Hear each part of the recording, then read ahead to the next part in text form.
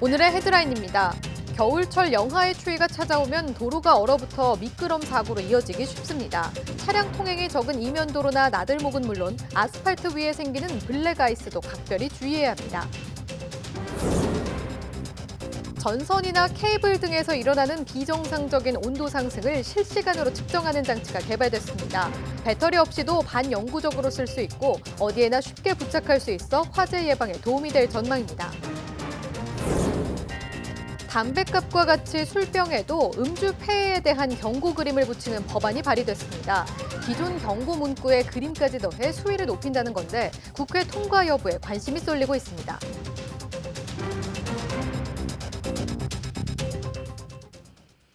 시청자 여러분 안녕하십니까? 12월 12일 수요일 사이언스투데이입니다. 눈이 그치고 오늘은 점차 맑은 날씨를 되찾겠지만 아침에는 영하권 추위 속에 곳곳이 빙판을 이룰 것으로 우려됩니다. 기상청은 내린 눈이 얼어 빙판을 이루는 곳이 많겠고 충남 서해안과 호남 서해안, 제주도에는 오늘 아침까지 약하게 눈이 날리는 곳이 있겠다고 밝혔습니다. 오늘 아침 기온은 철원 영하 10도, 서울 영하 6도, 대전과 전주 영하 4도, 대구 영하 2도 등 어제보다 3도에서 4도 낮아 다소 춥겠습니다. 하지만 낮 기온은 서울 2도, 대구 4도 등 어제와 비슷하겠습니다. 기상청은 내일은 중부지방에, 일요일에는 전국에 또 한 차례 눈이 내릴 것으로 내다봤습니다. 한파가 물러나자 이번에는 기습적인 한방눈이 쏟아졌습니다. 이런 겨울철 눈은 영하의 추위 속에 얼어붙어 미끄러지기가 쉬운데요. 사고로 이어질 수 있어 주의가 필요합니다. 정혜윤 기자가 보도합니다. 흐리던 하늘에서 갑자기 한방눈이 쏟아집니다. 거리는 순식간에 눈으로 뒤덮이고 미끄러워진 도로에 차들은 속도를 줄입니다. 주민들은 가게 앞에 쌓인 눈을 쓸어내느라 바삐 움직입니다. 수도권을 제외한 전국에 올겨울 들어 처음으로 눈다운 눈이 내렸습니다. 충청과 전북, 강원과 경북 곳곳에 첫 대설주의보가 발령됐습니다. 한파는 풀렸지만 상층에 찬 공기가 자리 잡으면서 비보다는 눈으로 내린 지역이 많았습니다.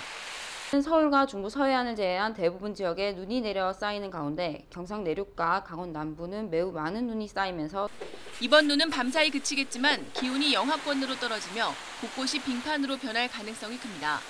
차량 운행이 많은 도로보다는 이면도로나 다리, 나들목 등은 특히 취약합니다. 거기에 눈이 녹은 뒤 아스팔트 위에서 다시 얼어붙는 블랙아이스도 경계해야 합니다. 눈에 보이지 않기 때문에 속도를 줄이지 않을 경우 대형 미끄럼 사고로 연결되는 경우가 많기 때문입니다. 그 얼음 자체가 투명하지 않고 검게 보인다는 것이죠. 운전자가 라이트를 켰을 때 그게 얼음인지를 모르고 과속하다 보면 미끌림에서 대형 사고로 유발한다는 게 큰 문제가 발생합니다.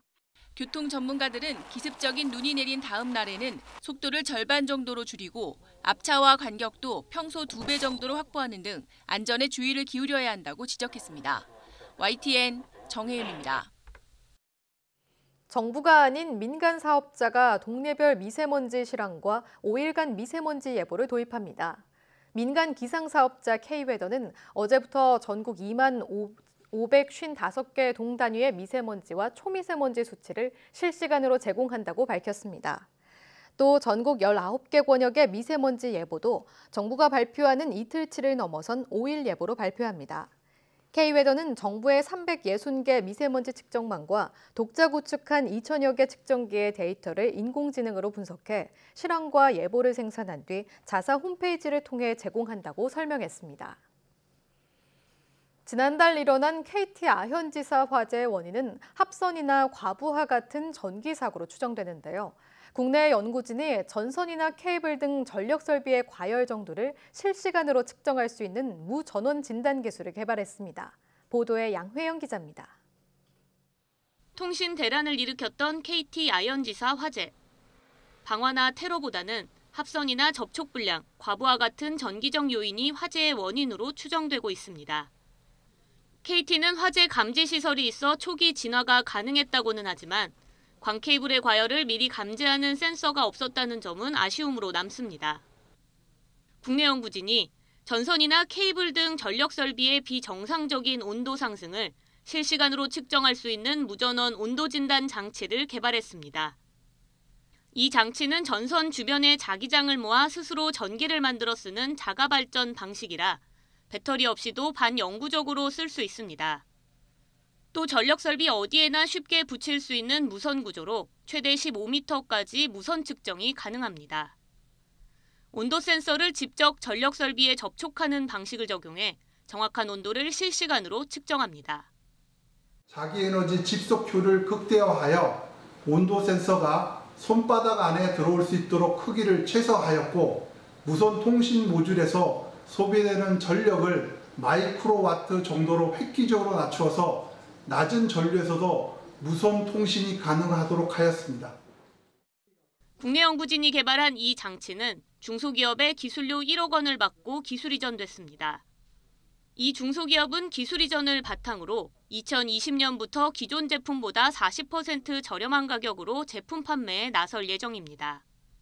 한국전기연구원으로부터 이전받은 에너지 하베스팅 기술과 초저전력 무선 통신 기술을 바탕으로 국내 최고 수준의 에너지 하베스팅 기술 회사로 키워나갈 계획이며, 연구진은 앞으로 온도뿐 아니라 전류나 습도, 진동까지 동시에 측정할 수 있는 복합 진단 센서 개발에 박차를 가할 계획입니다. YTN 사이언스 양우영입니다. 최근 5년 동안 서울 주거시설 화재로 120명이나 숨졌는데 대부분 유독성 연기가 원인인 것으로 추정됐습니다.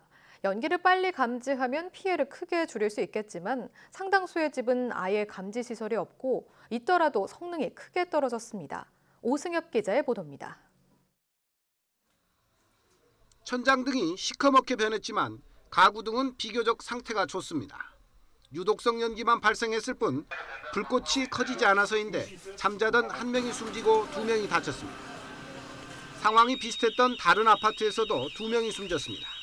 사람의 인명피해는 대부분 사실 열보다는 연기에 의해서 발생을 합니다. 따라서 이 연기를 감지해야지만 인명피해를 최소화시킬 수 있고, 하지만 두 곳에 설치돼 있던 열감지기는 울리지 않거나 늦게 작동했습니다. 불을 붙이자 연기가 나오기 시작합니다. 아파트 등에 전체 시공하는 연기 감지기나 주택에 간단하게 설치하는 단독 경보형 감지기는 3분 13초 만에 울렸지만 열감지기는 2분이나 늦었고 몇 분 더 지나자 불이 크게 번집니다.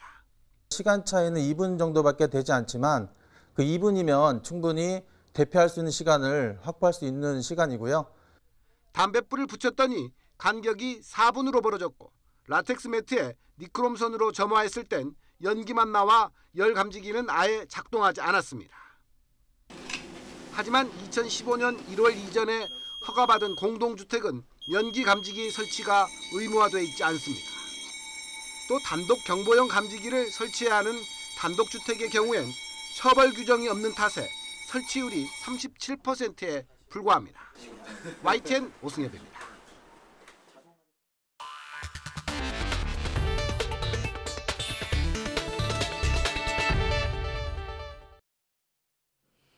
알코올 중독으로 치료받는 청소년이 매년 늘어나 지난해에는 2,000명에 육박한 것으로 드러났습니다.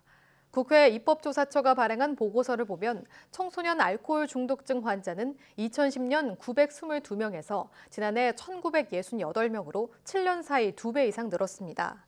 또 현재 청소년 음주자 가운데 최근 30일 동안 1회 평균 남자 소주 5잔 이상, 여자 소주 3잔 이상 술을 마신 비율인 위험 음주율은 2명 중 1명꼴이었습니다. 보고서는 이러한 추세가 청소년의 주류 접근성이나 구매 용이성과 관련이 있다며 음주 규제 대상에 청소년 당사자를 포함해 법의 실효성을 높여야 한다고 밝혔습니다. 담뱃갑의 흡연 경고 그림처럼 술병에도 음주 폐해 경고 그림을 붙이는 법안이 발의돼 국회 통과 여부가 관심입니다. 보건복지부와 국회 보건복지위원회에 따르면 이런 내용을 담은 국민건강증진법 일부 개정안이 최근 발의됐습니다. 개정안은 주류 판매 용기에 음주와 음주운전 등의 폐해를 나타내는 문구와 그림을 표기하도록 했습니다. 현재는 술병에 임신 중 음주와 청소년의 음주, 지나친 음주는 건강에 해롭다는 내용의 경고 문구만 표기하고 있습니다. 부동산이나 신용도가 부족해 금융권의 문턱을 넘기 어려웠던 중소벤처기업들이 특허 등 지식재산을 통해 자금을 쉽게 마련할 수 있게 됩니다. 이와 함께 지식재산 취급은행이 기존 국책은행에서 전체 은행권으로 확대돼 기업의 대출 접근성도 높아질 것으로 보입니다. 이정우 기자입니다. 산업용 송풍기와 배기 장치 등을 만드는 회사입니다. 2년 전에 특허청의 지식재산 IP 금융 지원 사업으로 9,500만 원을 받아 시제품 제작 등 긴급 자금으로 쓰면서 급한 불을 껐습니다. 우수 기술력과 특허를 토대로 자금을 마련해 지난해 27억 원, 올해 53억 원의 매출을 올리는 등 성장세를 이어가고 있습니다. 개발에 상당한 자금이 필요합니다. 그래서 지속적으로 제품 개발, 그다음에 개량을 위해서는 자금이 필요하기 때문에 개발 관련된 그런 자금 소요가 가장 많다고 볼 수 있겠습니다. 특허청의 지식재산 금융 지원 사업이 기술력은 있으나 자금력이 부족한 기업들의 마중물 역할을 톡톡히 하고 있습니다. 오는 2022년까지 9천여 개 기업이 지식재산 금융을 통해 자금 지원을 받도록 하고 특허 등 지식재산 담보 대출은행을 기존 산업은행 등 국책은행에서 전체 은행권으로 확대하기로 했습니다. 또 기업이 채무 불이행 시 담보 IP를 매입하거나 수익화하는 회수 전문 기관을 도입하고 지원 규모도 2022년까지 2조 원대로 5배 이상 늘리게 됩니다. 은행으로부터 돈을 빌리거나 투자를 유치할 수 있도록 해주는 겁니다. 그래서 앞으로 이런 대책을 통해서 우리 기업들이 고용을 창출하고 또 더 나아가서는 경제를 활성화할 수 있을 것이다라고 기대를 하고 있습니다. 지식재산 금융지원제도가 기업의 우수 특허를 사장시키지 않고 5년간 일자리 9,400여 개를 새로 만들 것이라는 전망입니다. YTN 이정우입니다. 우체국의 상시 집배원과 택배원 2천여 명이 내년에 공무원으로 전환됩니다. 이번에 공무원으로 전환되는 수는 한 해 공무원 전환 인원 중 역대 최대 규모입니다. 과학기술정보통신부 우정사업본부는 관련 예산이 지난 8일 국회 본회의를 통과하면서 상시 집배 택배원 2,252명을 내년에 공무원으로 전환한다고 밝혔습니다. 우정사업본부는 당초 내년부터 4년에 걸쳐 2천여 명을 공무원으로 전환할 방침이었지만 국회가 4년치 예산을 내년 예산으로 모두 반영해 1년 만에 마치게 됐습니다. 식품의약품안전처와 한국갈등해결센터는 유전자 변형식품 표시제 개선 방안을 논의하고 사회적 합의를 도출하기 위해 사회적 협의체를 구성했습니다.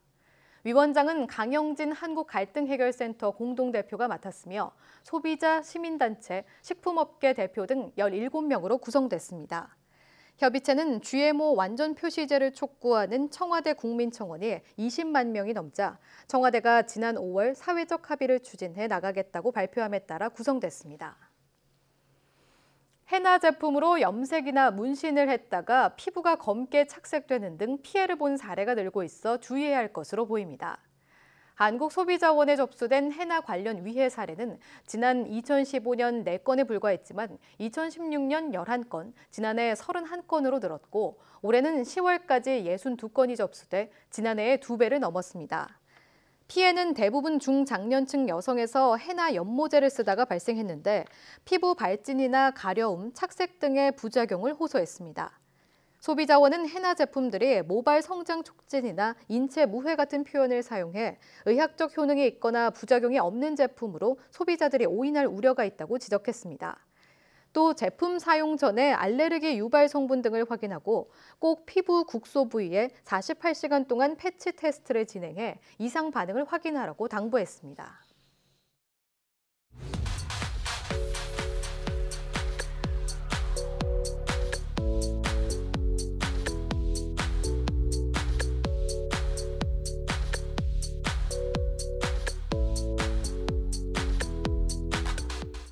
지난 8일 발사한 중국의 달 탐사선 창어 4호는 내년 초 달의 뒷면을 세계 최초로 탐사할 예정이어서 관심을 끌고 있는데요. 최근엔 이렇게 전통 우주 강국인 미국과 러시아 이외에 중국과 일본, 인도 등 아시아 국가들이 달 탐사에 본격적으로 뛰어들고 있다고 합니다. 오늘 오후 4시 사이언스투데이에서는 취재 기자와 함께 세계 달 탐사 경쟁에 대해 알아보겠습니다.